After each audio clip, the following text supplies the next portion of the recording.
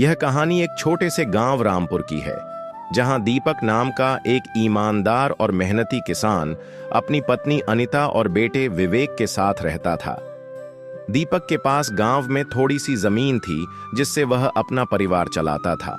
पहले तो जमीन बहुत उपजाऊ थी, लेकिन अब उसकी हालत बिगड़ने लगी थी और फसल भी पहले जैसी नहीं होती थी। एक दिन खेत के किनारे बैठकर दीपक चिंता में डूबा हुआ सोच रहा था। अब इस जमीन से घर नहीं चल सकता, कुछ और करना होगा। अनिता से बात करता हूँ, शायद कोई रास्ता निकले। वह घर पहुंचता है और अपनी पत्नी को बुलाता है। अनिता सुनो तो, एक जरूरी बात करनी। अनिता चिंता से पूछती है, क्या हुआ दीपक, सब ठीक तो है? दीपक अपनी चिंता और खेत की हालत बताता है। मैं सोच रहा हूँ कि कुछ समय के लिए खेती छोड़ दूं और कोई दूसरा काम तलाश करूं। अनिता सोचती है और कहती है, तुम एक बार गांव के बुजुर्ग और जमींदार रघुनाथ काका से मिल लो। वो अच्छे इंसान हैं, शायद मदद कर दें। अगली सुबह दीपक रघुनाथ काका के घर जाता है और अपनी समस्या बताता है। काका उसे गांव के बाहर अपनी जमीन पर खेती करने का प्रस्ताव देते हैं।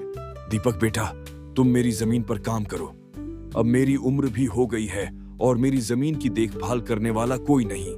दीपक काका का धन्यवाद करता है और अगले दिन से उस जमीन पर काम करने चला जाता है। लेकिन दुर्भाग्यवश खेत में काम करते हुए एक जहरीले सांप ने उसे काट लिया। गांव से बाहर होने के कारण कोई समय पर मदद नहीं कर पाया और वह बेहोश हो गया। उधर घर पर अनिता उसका इंतजार करती रही। जब अगली सुबह तक दीपक नहीं लौटा तो वह रघुनाथ काका के पास पहुंचती है। काका तुरंत अपने नौकर मोहन को खेत पर भेजते हैं। मोहन वहां पहुंचकर देखता है कि दीपक बेहोश पड़ा है और उसका शरीर नीला पड़ चुका है। वह दौड़कर वैद्य जी को बुलाता है। वैद्य जी दीपक को दवा देते हैं, लेकिन बताते हैं कि वह गहरी बेहोशी की हालत में है और कब होश में आएगा यह कहा नहीं जा सकता। अब घर चलाने की जिम्मेदारी अनिता पर आ जाती है। विवेक पूछता है, माँ, अब घर कैसे चलेगा? बेटा, मैं सब संभाल लूंगी।